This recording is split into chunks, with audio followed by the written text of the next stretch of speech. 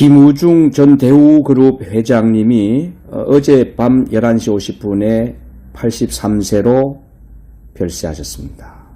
전 대우그룹의 설립자이면서 회장으로 재계 2위 그룹의 총수였죠. 그런데 가장 큰 규모의 부도를 내고 해외 도피 생활을 했던 분입니다.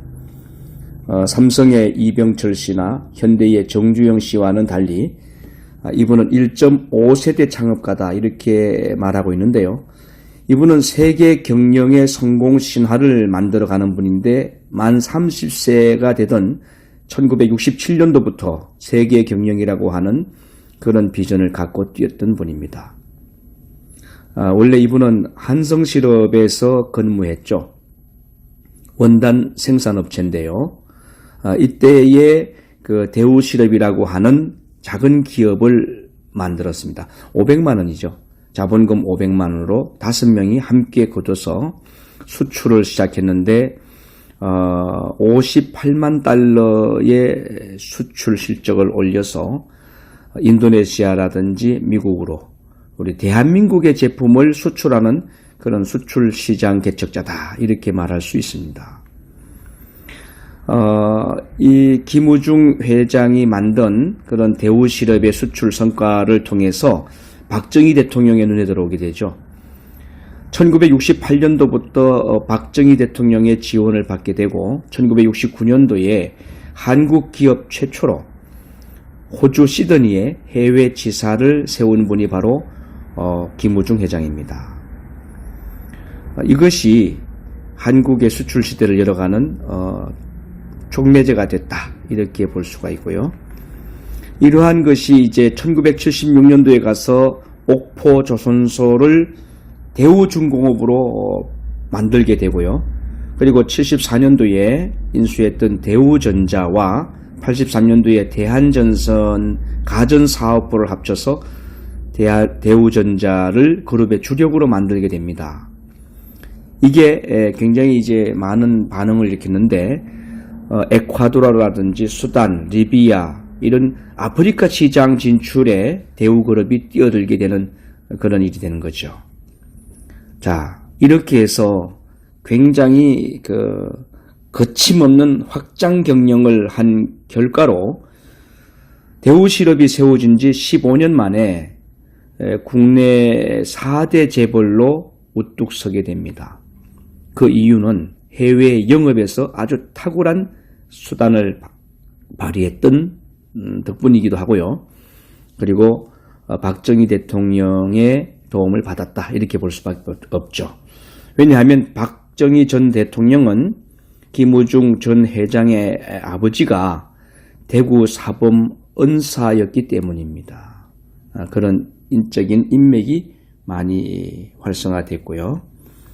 아무튼 1998년 말에는 현지 법인이 396개나 되고요. 해외 네트워크가 589곳에 달했고 해외 고용 인력은 15만 명이 넘었습니다. 자, 그런데 97년에 대한민국에 닥쳤던 외환 위기, IMF 이것을 통해서 세계 경영 신화가 몰락하게 됩니다. 이후에 김대중 정부의 경제 관료들의 갈등, 김우중 회장과의 갈등이죠. 이것이 결국은 대우그룹의 해체로 들어가게 된 겁니다. 1998년에 그룹 구조조정의 최우선 핵심 사안으로 꼽혔던 것이 대우차와 GM 합작 추진이었는데요. 이게 흔들리게 되고요. 그리고 금융당국이 기업어음 발행 한도를 제한하게 되죠. 그래서 급격히 유동성 위기에 빠지게 됨으로써 사실은 대우그룹이 잘 나가고 참 괜찮은 건실한 기업체였는데 정권에 의해서 또 미국의 IMF 깡드시 회장의 장난에 의해서 이런 불행한 그룹 해체라는 일이 이루어졌다라고 보는 시각도 있습니다. 어쨌든 김우중 전 회장은 대우그룹의 분식 회계를 주도한 혐의로 징역 8년 6개월과 벌금 1,000만 원, 추징금이 약 18조 원인데요. 이거 받다가 2008년에 특별 사면됐지요. 그 이후에 베트남을 다니면서 청년 사업가를 육성했던 그런 일로 노후를 지냈던 분입니다. 이분에 대한 평가는 세금을 탈루하고 등등 한국 경제에 폭망할 수밖에 없는 그런 아픔을 준 분이다. 이렇게 하는 사람도 있고요. 이분은 대한민국 경제를 부흥시키는 데 일조한 아주 멋진 경제애국자다라고 하는 시각도 있습니다. 자, 아무튼 인생은 짧고 그리고 거기에 대한 평가는 오래될 것입니다. 김우중 전 회장이 우리에게 주는 의미는 무엇일까요? 아마 크게 두 가지인 것 같습니다. 하나는 정부 관료들과의 갈등이 결국은 기업의 부도로 이어졌다는 것이죠.